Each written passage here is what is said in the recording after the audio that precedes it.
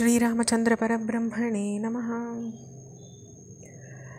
சுமந்திரர் காட்டிலேருந்து திரும்பி வந்து தன்னுடைய ராமன் நகருக்கு திரும்பலைன்ற செய்தியை தசரதர்கிட்ட சொன்ன உடனேயே உயிர் பிரிஞ்சுடுறதுன்னு சொல்லப்பட்டிருக்கு.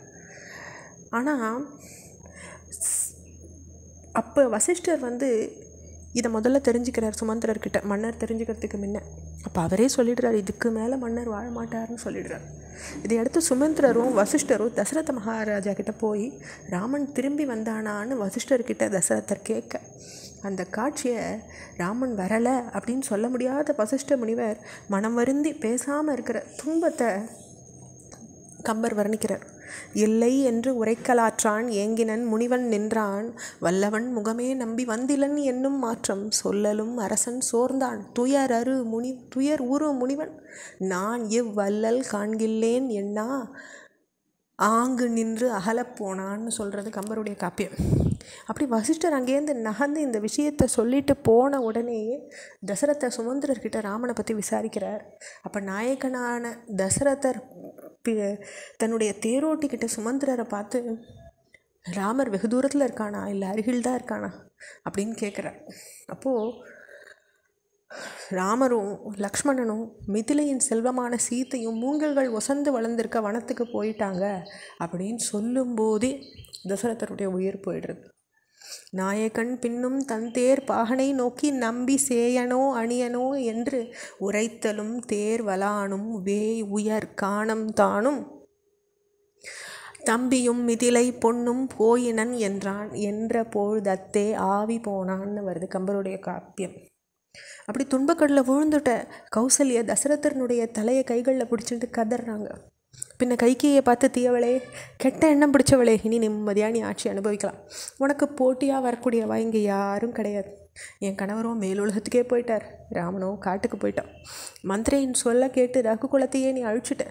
மன்னரின் உடலுக்கு தீ வைக்கப்படும் போது நான் அவரோட உடன்கட்டை ஏறிக்கிறேன்னு சொல்லிடுறாங்க கௌசல்யா. உயிரற்ற உடலை பாதுகாக்கக்கூடிய எண்ணெய் நிரம்பின தொட்டியில் தசரதனுடைய உடல் வைக்கப்படுறது. அந்த நிலையில் கடைபிடிக்கப்பட வேண்டிய வழிமுறைகள் வசிஷ்டரும் குடும்ப புரோகிதர்களும் எடுத்து சொல்லப்படி செய்யப்பட்டது. மன்னரனுடைய மகன்களில் ஒருத்தர் கூட இல்லாமல் இறுதி சடங்குகள் செய்ய முடியாதுன்றதுனால அவருடைய உடல் பாதுகாக்கப்பட்ட நிலையில் வைக்கப்பட்டது. ஏன்னா பரதனும் சத்ருக்னனும் அவளுடைய பாட்டனார் இடத்துக்கு போயிருக்காங்க. ராமனும் லக்ஷ்மணனும் காட்டுக்கு போயாச்சு. அயோத்தி நகரம் கணவனை இழந்த பெண் போல ஆறுது. பொழுது விடியறது. உடனடியாக நிறைவேற்றப்பட வேண்டிய அரச காரியங்களை கவனிச்சுட்டு இருந்த பெரியவாள்லாம் ஒன்று கூடுறாங்க. மார்க்கண்டேயர், மௌத்கல்யர், வாமதேவர், கஷ்யபர், காத்தியாயனர், கௌதமர், புகழ்பெற்ற ஜாபாலி எல்லாரும் அங்கே அமர்ந்திருக்காங்க. எல்லாருடைய முகங்களும் வசிஷ்டரை நோக்கி தான் திரும்பியிருக்கு. அவள் எல்லாரும் ஒத்தர் பின்ன ஒத்தராக வசிஷ்டர்கிட்ட அந்த நிலையில் கடைப்பிடிக்க வேண்டிய அனுகூலம் பற்றி தங்களுடைய கருத்துக்களை எடுத்து சொல்ல ஆரம்பிக்கிறாங்க. மன்னரோ மறைஞ்சிட்டார். மூத்த மகனான ராமனோ காட்டுக்கு போயிட்டான். பெரும் சக்தி படைத்த லக்ஷ்மணனும் ராமரோட கிளம்பிட்டான். எதிரிகளை அழிக்க வல்ல பரதனும் சத்ருக்னனும் அவள் தாய் வழி பாட்டன் வீட்டுக்கு போயிருக்காங்க. தசரத மன்னர்களுடைய மகன்களில் ஒருத்தருக்கு கூட உடனடியாக பட்டாபிஷேகம் செய்யப்பட்டு ராஜ்யத்தை பாதுகாக்கப்படணும். ஏன்னாக்கா அரசன் இல்லாத ராஜ்யம் அழிஞ்சிரும். அரசன் இல்லாத நாட்டில் விவசாயம் நடக்காது. மகன் தந்தையின் கட்டுப்பாட்டுக்குள்ளே அடங்கி இருக்க மாட்டான். மனைவி கணவனுடைய கட்டுப்பாட்டுக்குள்ளே அடங்கி இருக்க மாட்டான். யாராலையும் தங்களுடைய சொத்துக்களை காப்பாற்றிக்க முடியாது. பொதுமக்கள் வசதிக்காக பொதுமக்களில் இடங்களை யாருமே நிர்மாணிக்க மாட்டாங்க.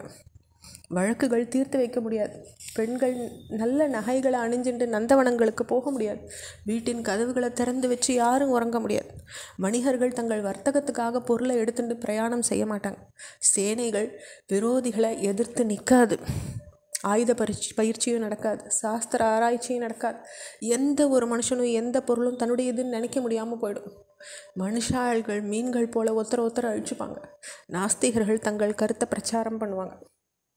ரதத்துக்கு கௌரவம் கொடி, நெருப்பை அறிவிக்கிறது புகை, நமக்கு ஆதாரம் மன்னர். அரசன் இல்லாத ராஜ்யம், தண்ணீர் இல்லாத நதி, செடிகளற்ற காடு, மடியற்ற பசு அப்படின்னு மேலும் அரசனுடைய முக்கியத்துவத்தை சொல்லிகிட்டே வராங்க. அதனுடைய தொடர்ச்சியை நம்ம அடுத்த பகுதியில் பார்க்கலாம். ஸ்ரீராமச்சந்திர பரபிரம்மணே நமஹ.